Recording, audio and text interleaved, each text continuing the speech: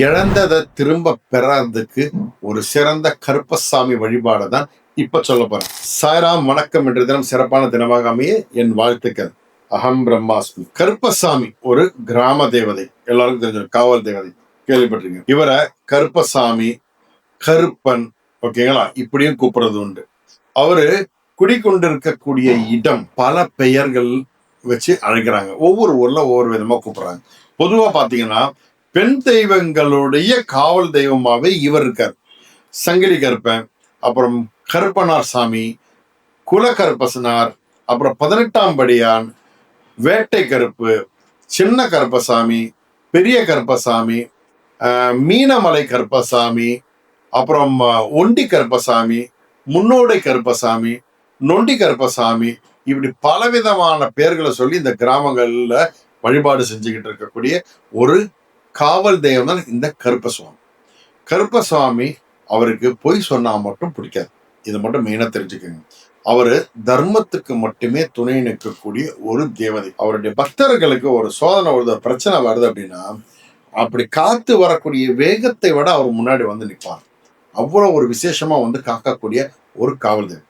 இந்த கருப்பசாமி வழிபாடு செய்தால் எப்பேற்பட்ட தீமைகள் இருந்தாலும் விலகும், சாபங்கள் விலகும், பில்லி, சூனியம், ஏவல், இது அதுன்னு செய்யக்கூடிய நெகட்டிவ்ஸ் எல்லாமே விலகும்.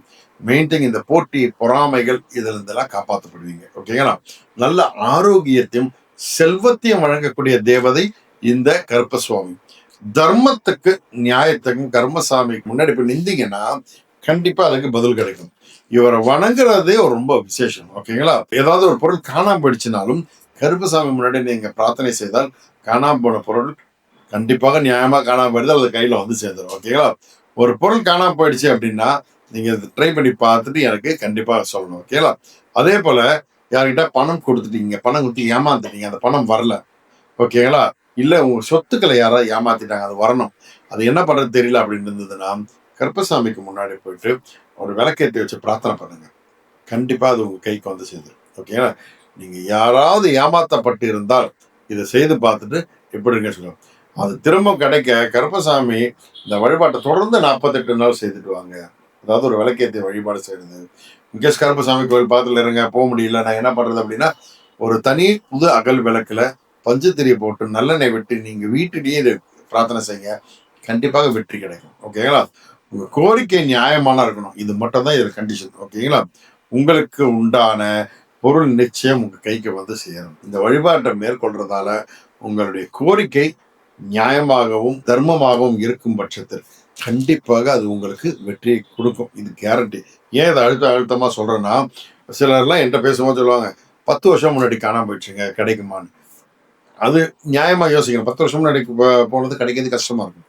பட் இப்போ ரீசெண்டா காணாம போயிடுச்சு, இல்லை ரீசெண்டா ஏமாற்றப்பட்டிருக்கோம் அப்படின்னா அது ஈஸியா வந்து சேர்ந்துடும். பழசும் கிடைக்கும். ஆனா எல்லாரும் அந்த பாக்கியம் இருந்தால் அது ஒரு அம்சமாகும்.